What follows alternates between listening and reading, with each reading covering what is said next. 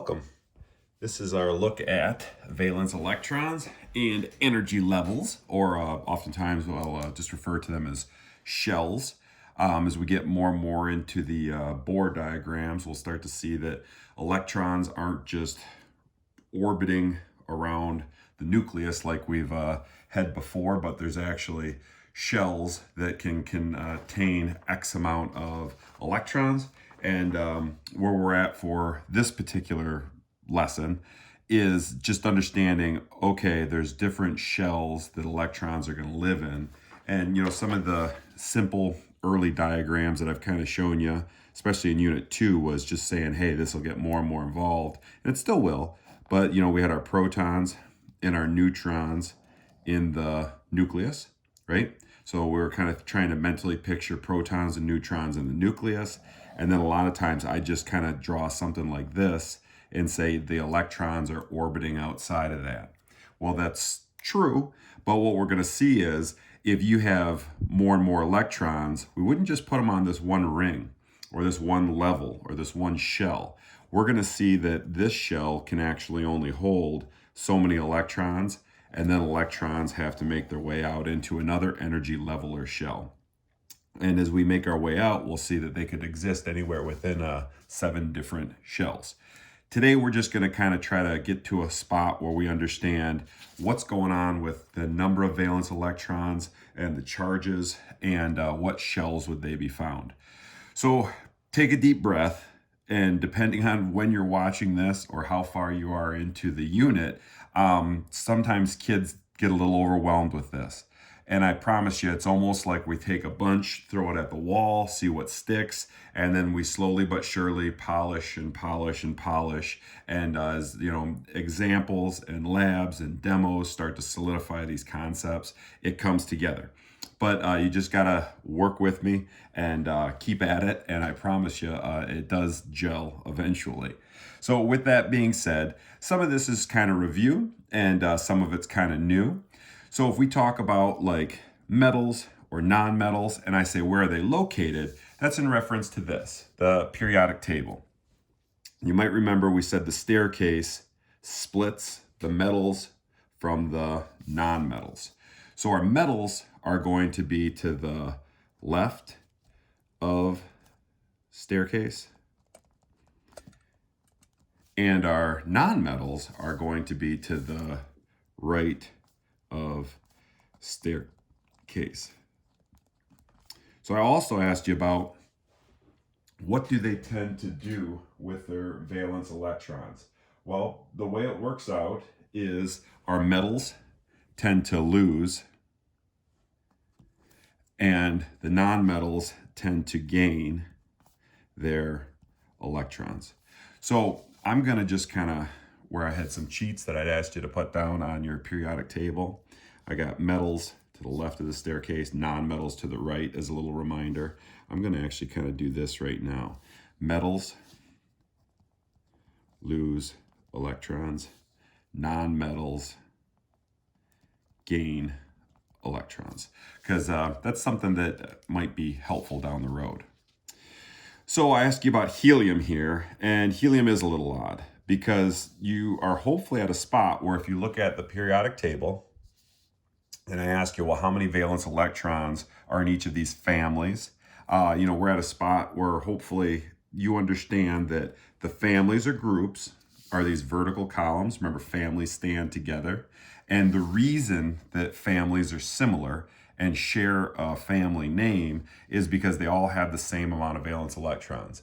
And the easiest way to do it is 1, 2, I call this the ditch. It's actually not the best name for it. These are variable electrons, or they kind of change. We don't worry about those in Chem A here in Unit 3, but we're going to say these guys all have 1 valence electron, 2 valence electrons, jump over the ditch. These guys all have 3 valence electrons, 4 valence electrons, 5 valence electrons, 6 valence electrons, 7 valence electrons, 8 valence electrons. So with that being said, one would think, okay, well, helium's in this. It's got 8 valence electrons, but it's also located in that first period or row. So it can only have a max of 2 electrons, valence electrons. So helium's a little weird because only has 2 valence electrons, but full shell. So these guys here, by these guys here I mean group or family 18, they're referred to as the noble gases. And when we get more into the names and the characteristics of each of these, nobility back in the olden days, they didn't want to interact with the commoners. These elements don't want to bond or interact with the remainder of the periodic table. And the reason being is they all have a full outer shell. So a lot of times what we'll say is 8's great. And 8's great because 8 is stable. All of these have a full outer shell, which is to say that their shell that their valence electrons is filled in, it can't accept any more electrons. So like in my little crude sketches here, this is kind of a good example of helium. Helium, this first shell can only hold 2 valence electrons, and helium has 2 valence electrons, so its outer shell is filled. If we move to, like, say, lithium, something that would have 3 electrons in a neutral one, well, if this is filled, it'd have to go out here, and then we'd say, oh, okay, well, it looks like lithium has 1 valence electron in the second shell. And we'll get to a spot where you should be able to confirm that with the periodic table. If I look at this, lithium has 1 valence electron in the second shell. So I'm looking at this, 1 valence electron, 1, 2, second shell. Or rather than sketching all those out, the periodic table is just a quick little reminder for where some of this stuff is located. There's a good chance a lot of heads are spinning right now. And like I said, just keep with me here and we'll baby step our way along. So 8 is great. We want valence electron shells to kind of be filled, or they like to be filled. And sometimes, when we get into the next unit, we'll see that they'll bond or they'll share or they'll give. But I do want to write down another little reminder here, and that's going to be if an element has 1 through 4, and I'm going to abbreviate here. If you don't think that you can remember that's for valence electrons, you might want to actually write out valence electrons. But if it's got 1 through 4 valence electrons, so that's really 1, 2, jump over the ditch, 3, 4, mostly metals. Remember, metals, they like to lose those valence electrons. And if they get rid of those valence electrons, the ones in their outermost shell, the shell underneath would be full, and they'll be happy. So if we've got guys that are 4 through 8 valence electrons, they tend to gain to get to 8 because 8 is great, and then they'll have a nice stable outer shell. So when I say that they're gaining electrons, they're going to gain to 8. So the 4 valence electrons to 8 valence electrons, that's going to be 1, 2, 3, 4. Okay, then we got 4, 5, 6, 7, 8. 8's great. These guys don't need to gain any more because they're already at 8. Notice there's this little double up, right? Cash, what's going on, man? We got 1 through 4, 4 through 8. So if I've got 4 valence electrons, 1, 2, 3, 4. So is 4 losing or is 4 gaining? Well, remember, this is where we look at the old staircase and it separates. So for now, to get through this unit of Chem A, what I'm going to say is, if this is our guys with 4 valence electrons, or this family has 4 valence electrons, or this group has 4 valence electrons, what we're going to say is, if it's a non-metal, it gains to 8. So if you wanted to put like gain to 8, that's fine. What if it already has 8? Well, then it's stable. It's good. They're not going to pick up any extra valence electrons. 8's great. 8's good. 8's stable. Well, then we got our 4 valence electrons. Some of these fall into the metal side. We'll say, all right, well, metals tend to lose them. So just lose however many it has, and it would have that exposed, then that full outer shell underneath that. All right. So we might want to jot down somewhere, like for valence electrons, if you feel like doing the 1, 2, 3, 4, 5, 6 is kind of confusing, I'd encourage you to maybe put a little reminder on your periodic table here. So if I wanted to put like 1, valence electron, 2 valence electrons. I can jump over to here, and I'll have 3 valence electrons, 4 valence electrons, 5 valence electrons, 6 valence electrons, 7 valence electrons. Helium's kind of weird, so I'm going to actually do this like this. 8 valence electrons, 2 valence electrons. Because helium can only hold 2. It's in that first shell that can only hold 2 valence electrons. But right now, if I'm losing you with that, just kind of trust me. But this is my stable guys, my noble gases. These are the ones that are going to be happy, or they don't want to interact with the other ones, the noble gases. So if we're looking at all that, and we know that different families are going to do different things, if I look at this whole family, and it's got 1 valence electron, and having 1 valence electron, it tends to lose it. Think back to unit 2. If I think of valence electrons or electrons in general as like cavities, if I lose 1 electron, if I lose 1 cavity, do I feel positive or negative about that? Remember, electrons have a negative charge. So I lose 1 cavity, I get it fixed at the dentist, I'm happy about that. I lost 1 cavity, or had 1 cavity fixed, so I feel positive about that 1 cavity or electron that's gone.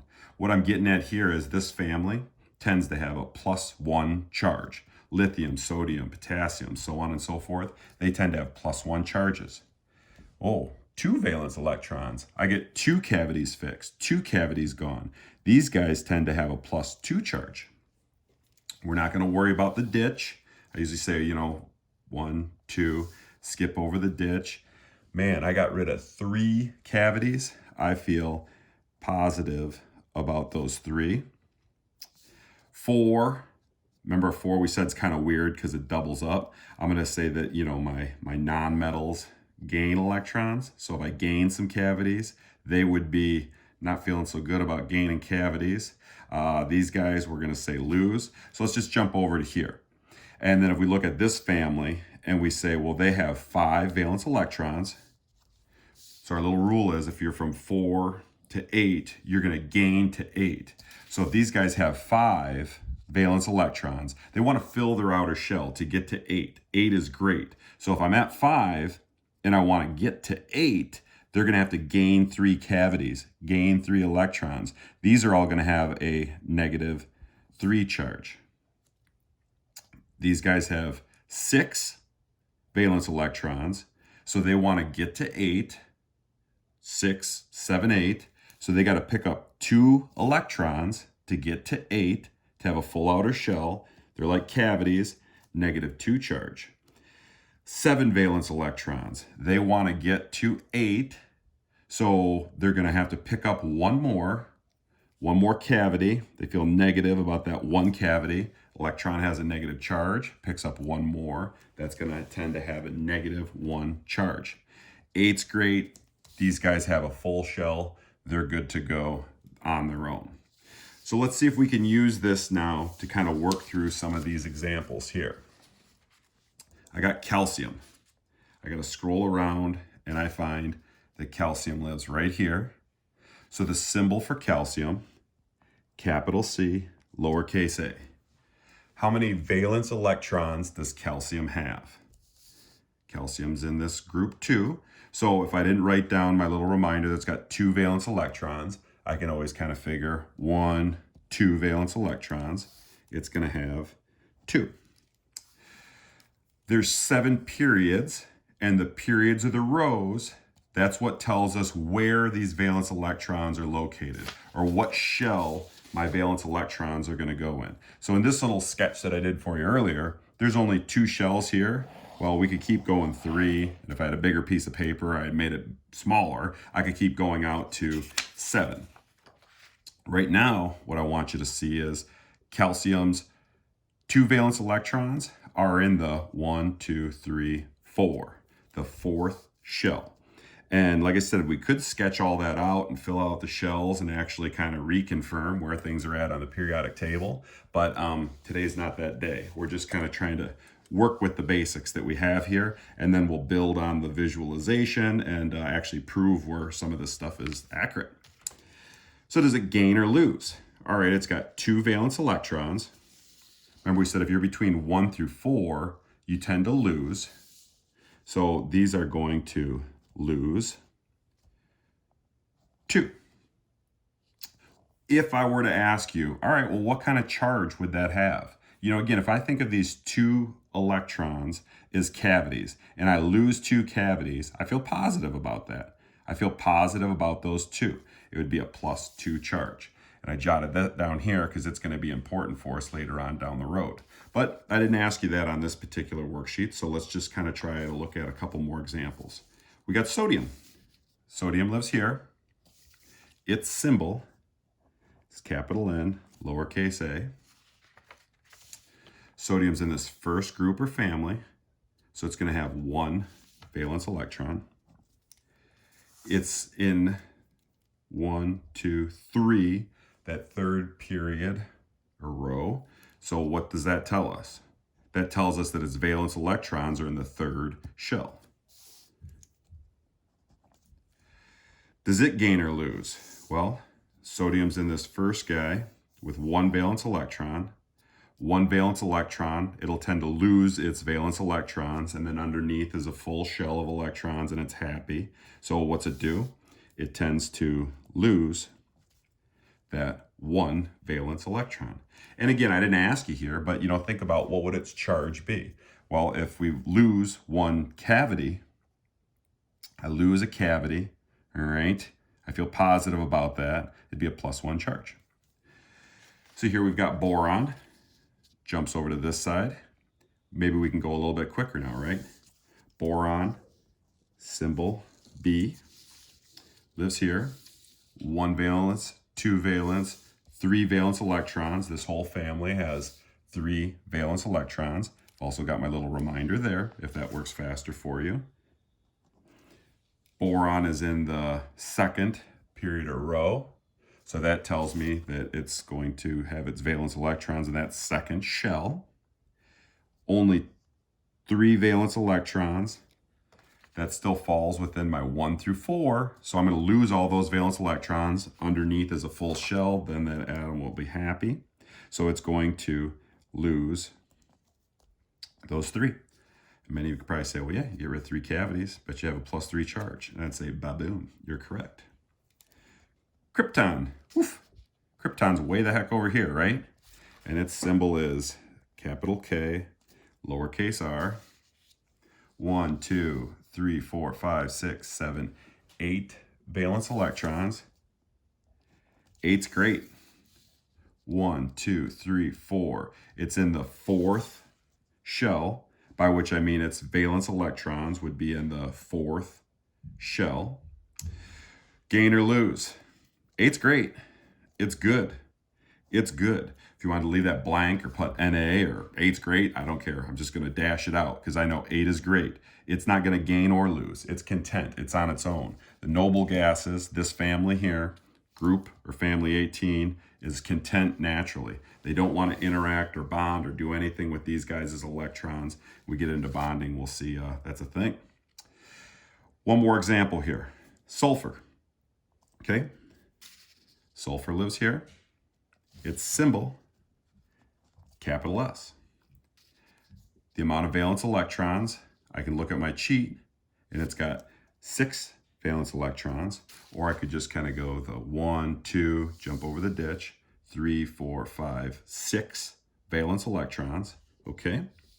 It's in the 1, 2, 3, 3rd period or row. That means that those 6 valence electrons are found in the 3rd shell. The 2nd shell and 1st shell are filled with electrons. So now we've got one where we've got 6 valence electrons, and that falls between the 4 and 8 valence electrons. So, 6 falls between those guys, and they tend to gain.